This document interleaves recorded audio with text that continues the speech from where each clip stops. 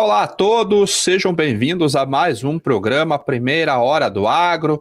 Hoje eu acho que é terça-feira, é isso mesmo? Terça-feira, dia 21 de março de 2023. Já começamos o outono e pelo menos aqui em onde temperaturas próximo a 30 graus. A boa notícia é que não há chuvas no Paraná, pelo menos eu não tive relato de chuvas no Paraná nesta semana, ainda nem no forecast mostra, nem ontem aconteceu. Então o trabalho de colheita da soja, plantio do milho, pode seguir avançando. O Paraná que é um dos estados mais atrasados no trabalho de campo, justamente pela grande intensidade de chuvas. Rio Grande do Sul está começando a colher agora sua soja, então está dentro da janela normal. Rio Grande do Sul não faz o plantio do milho segunda safra, o milho de inverno. Normalmente ali vai para o trigo ou vai para outras culturas, né? Às vezes vira até pasto. Ontem um dia que as commodities nós vimos aqui todas no vermelho no início da sessão e no meio do dia elas mudam a direção e fecham todas, quase todas, fecharam em queda. E hoje elas estão estendendo, fechando em alta, desculpa.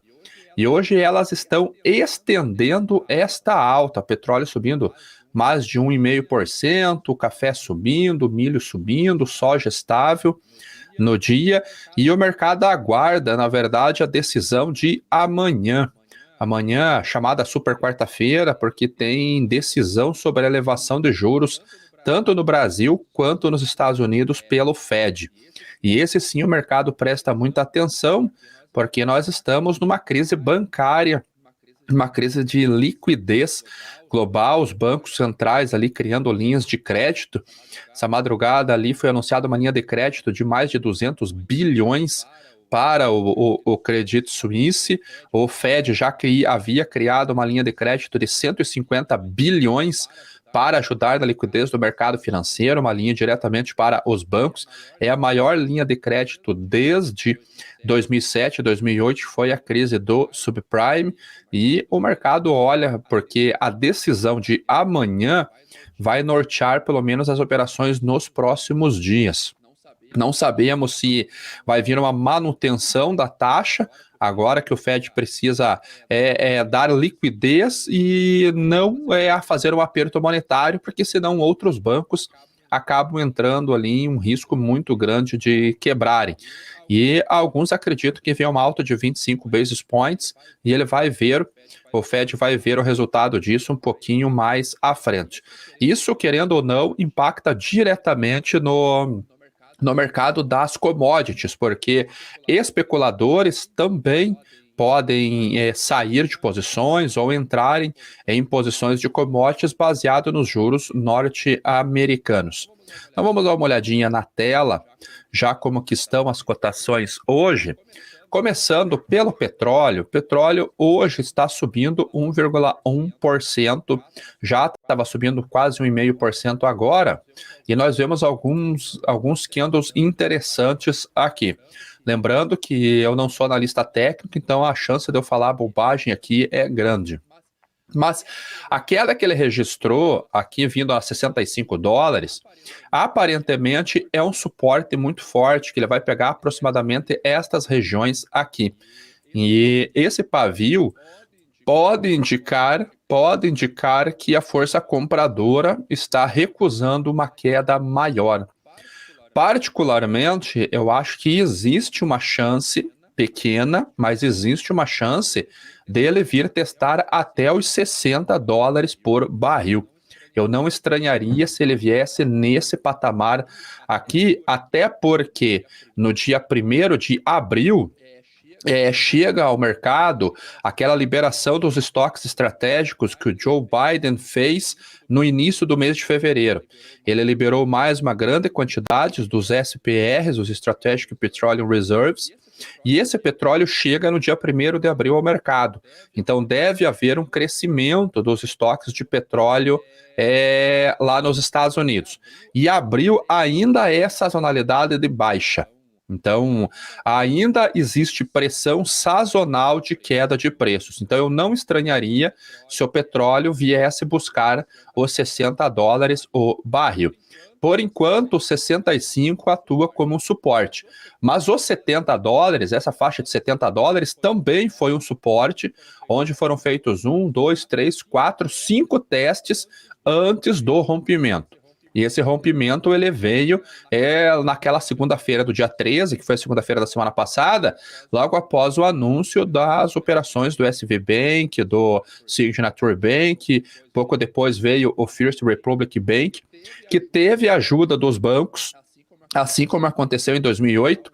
Há um filme, Too Big to Fail, muito grande para quebrar, se eu não estou enganado, que mostra um pouquinho a história de como que foi a relação do Tesouro Americano, do Fed, e como que eles reuniram os 11 maiores bancos para salvar alguns bancos menores. E foi justamente o que aconteceu com o First Republic Bank.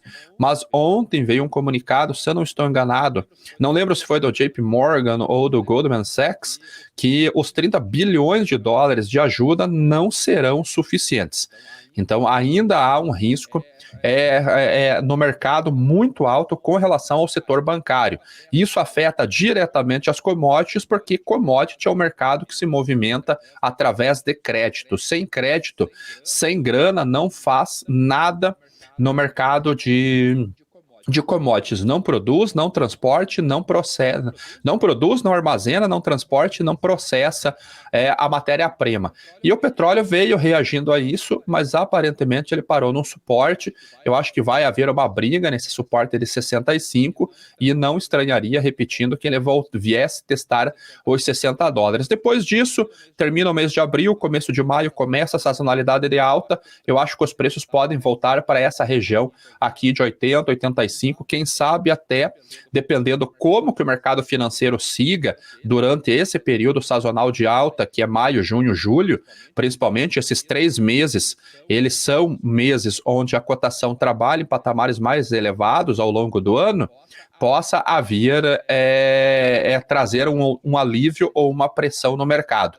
Então, a depender como que o Fed começa a se comportar nesses dias, a gente pode ver o petróleo, quem sabe, vindo testar esses patamares aqui de 80, entre 85 e 90. Do contrário, eu acho que a faixa de $80 é um bom ponto de retorno para o petróleo lá na Bolsa de Nova York, mas por hora eu ainda acredito numa possível queda. Dólar DX caindo hoje 103 pontos, 0,18, também com passo de espera com relação à decisão do Fed de amanhã. O nosso dólar caiu, e pela análise gráfica que o vovô Garoto fez agora no 710, há uma pressão de baixa ainda no dólar aqui na nossa B3. Isso vai impactar na formação de preço das commodities. A Bicom, que é a nossa paridade de formação de preço da gasolina, como que está a Bicom hoje? Nós já entramos para um dos destaques do dia. Você vê que está praticamente even da gasolina, não tem muito o que fazer, 0,04 centavos, e no diesel sim poderia ter uma redução entre 15 e 17. Lembrando que o governo reduziu o preço do diesel sem ter necessidade. O governo não, a Petrobras, né? A Petrobras, não foi o governo que fez essa redução, sem ter necessidade, porque as cotações estavam even com a paridade internacional. Agora, deixa eu falar um negócio para vocês aqui. Essa paridade não é como o petróleo. Eu vi uma pergunta ali no programa do Cabral, eu acho que é importante falar isso, porque nós falamos sempre petróleo, petróleo, petróleo, petróleo, mas a paridade internacional não é com o petróleo, é com a gasolina nos Estados Unidos. Nós não importamos petróleo, nós exportamos petróleo. Nós importamos gasolina e importamos diesel. Então, este cálculo é feito com o contrato RB na Bolsa de Nova York, o RBOB, na Bolsa de Nova York, e com o contrato HO, também na Bolsa de Nova York, que é o óleo diesel, né? Ali tem, dentro desse contrato de HO, tem o heating oil, que é o óleo de aquecimento, e o gas oil. Qual que é a diferença? O prêmio de exportação.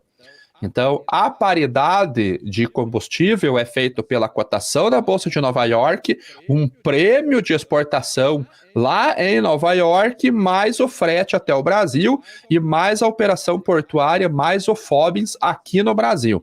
E ali sim nós temos a paridade de importação. Por isso que o petróleo cai e a paridade não muda, por causa que não é com o petróleo. Agora vocês já sabem disso daqui. Só que o petróleo é matéria-prima da gasolina. Então nós temos um dado que nós analisamos chamado crack spread. O crack spread, nós temos dois crack spreads. Nós temos este daqui, que é o crack spread com 3 barris, 3 contratos de petróleo, 2 contratos de gasolina e 1 contrato de diesel. E quanto mais alto estiver esse crack spread, maior é a margem da indústria. Então nós vemos que ele trabalhou muito tempo num patamar na faixa de 60 a 70 dólares. E agora ele está em 120. Esquece o disco voador aqui, que foi justamente na invasão da Ucrânia pela Rússia. Então está patamares bem altos. Isto daqui é a margem da indústria.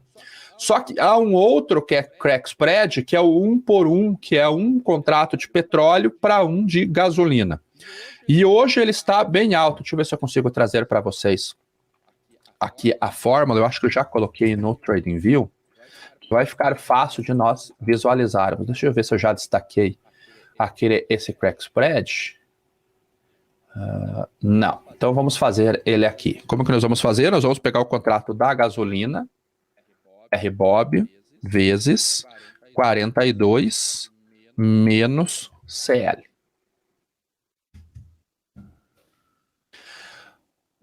Não, deu errado. Acho que esse CL aqui veio errado. CL1, exclamação, RB1, exclamação. Agora sim. Esse é o crack spread da gasolina com o petróleo. Você vê como é muito fácil calcular. Hoje, 38 dólares por barril. E nós vemos que ele está bem elevado em comparação com outros anos. Ele estaria nos mesmos patamares. Deixa eu trazer uma linha branca aqui, agora fica mais fácil de ver. Ele está no nível lá de 2013 aproximadamente, então é o terceiro maior nível da história, pelo que eu consigo ver aqui, desde a década de 90. Teve a guerra, teve 2013, patamares elevados também, acho que foi a crise da Rússia aqui, e hoje 38 dólares. A indústria usa esse crack spread para poder travar a sua margem. E o que aconteceu aqui no Brasil, até falando da formação de preços da gasolina? Nós vimos uma discussão no final do ano passado com relação à extensão da isenção da tributação no diesel, na gasolina, o GLP, né, o gás liquefeito do petróleo, que é o nosso gás de cozinha, combustível de aviação e demais derivados do petróleo, derivados combustíveis. No início do ano, quando o Lula assumiu, ele estendeu a desoneração dos impostos do diesel até o final deste ano. Então, até dia 31 de dezembro, o diesel está com os impostos federais desonerados, não vai ter a incidência. Mas o da gasolina, a decisão ficou para o último dia de fevereiro, que foi no dia 28 passado, e eles decidiram pelo retorno dos impostos, ou seja, termina a desoneração. Neste caso, houve um aumento na taxa da gasolina maior do que na taxa do etanol, por uma política ESG. Então, através dos impostos, eles querem reduzir o consumo do combustível fóssil, que é a gasolina, e elevar o biocombustível, que é o etanol. E nisso eu acho que é correto, porque o etanol, ele é um combustível renovável, ele hoje é feito a partir no Brasil da cana-de-açúcar e também do milho. Até a produção de milho, eles têm avançado muito nesse período, agora do ano, produz mais etanol do milho do que da cana-de-açúcar, porque é a safra do milho de verão e a entre-safra do açúcar, o finalzinho da entre-safra de açúcar. E como nós sabemos que a formação do preço do etanol tem relação com a paridade com a arbitragem com a gasolina, Ou seja, como o biocombustível ele rende 30% menos do que a gasolina, se você abastece o carro com 10 litros de gasolina, o teu carro vai andar, vamos imaginar, ali 100 quilômetros. Se você abastece com etanol a mesma quantidade, ele vai andar 70 quilômetros. Esse aqui é o rendimento. Então, o preço do etanol, para ele ser competitivo frente à gasolina, ele tem que custar 30% a menos. Então, se tiverem 30% essa arbitragem, ele está even. Você abastece com gasolina ou com etanol, aí a escolha é tua. Mas se o desconto do etanol estiver 35% em relação à gasolina, o etanol é mais competitivo. Da mesma maneira que se estiver 25%, a gasolina é mais competitiva. E até fevereiro, só o Mato Grosso tinha o etanol mais competitivo em relação à gasolina, porque a gasolina estava custando, na arbitragem com etanol, um desconto menor do que os 30%. Mas a mudança de imposto já começa a trazer uma mudança neste cenário. Então, olha a matéria que foi feita no UOL, que abastecer com álcool já vale mais a pena em 7 estados. Então, tem aumentado a competitividade do etanol devido à redução do imposto. Ou seja, a gasolina, como é que eu faço esse cálculo para exemplificar? Você vai pegar o contrato do etanol, vai deduzir o imposto e vai somar o CBIO, que é aquele certificado que hoje é negociado na B3, no mercado fechado, e você adiciona o CBIO. Então você vai ter o preço do etanol em reais por litro. Você multiplica por 1.000 para você ter em tonelada e você divide pelo fator de conversão de libra, de litro para libra. Divide por 22,0462. E aí você vai ter em centavos de dólar e multiplica pela taxa de câmbio, centavos de dólar por libra-peso. E aí compara com a cotação do açúcar em Nova York, contrato SB11. O qual estiver mais caro é o mais competitivo. Neste momento é o açúcar. Então o etanol ainda tem um setor muito bom para as indústrias, porque o etanol é mais competitivo e você consegue exportar o açúcar. E aqui já começa a mostrar que 7 estados já são mais competitivos com relação à gasolina. Então isso tem fomentado os preços, fomentado o consumo de etanol, ou pode fomentar o consumo de etanol aqui no Brasil e acaba atingindo o objetivo que o governo ele acaba querendo. O açúcar, hoje ele está reagindo para cima, ele está subindo 0,73, mas ele caiu ontem, né?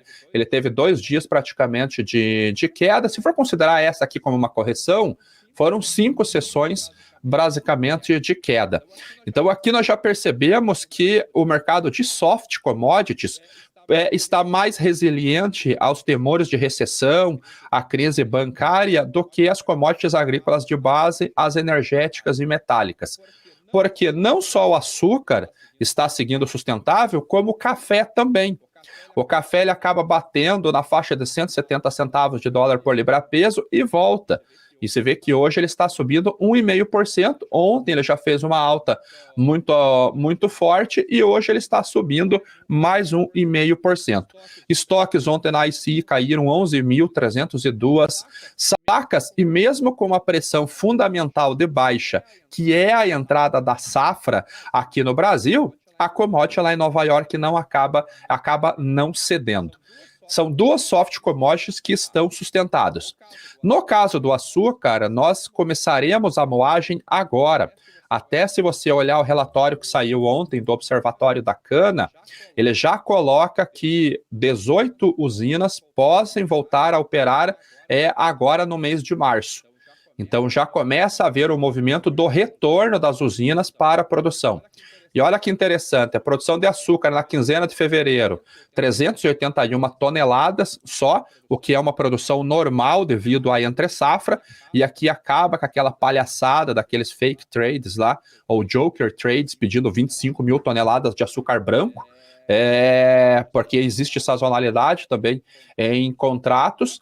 E a produção de etanol, 154 milhões de litros, 19% a mais do que o ano passado. E o volume produzido foi maior do etanol de milho. Deixa eu ver esse aqui, ó. Total fabricado na quinzena, 97 foi fabricado a partir do milho. Então, isso tem ganho força no Brasil também. Há novas refinarias, usinas de etanol de milho sendo inauguradas este ano aqui no Brasil. Então, é um bom cenário para o milho também e um bom cenário para o combustível, para o biocombustível, que é o etanol. Outra soft commodity que tem trabalhado relativamente sustentado, apesar das quedas, é o algodão. Você vê que o algodão está subindo 1% hoje a 78 centavos de dólar por libra-peso.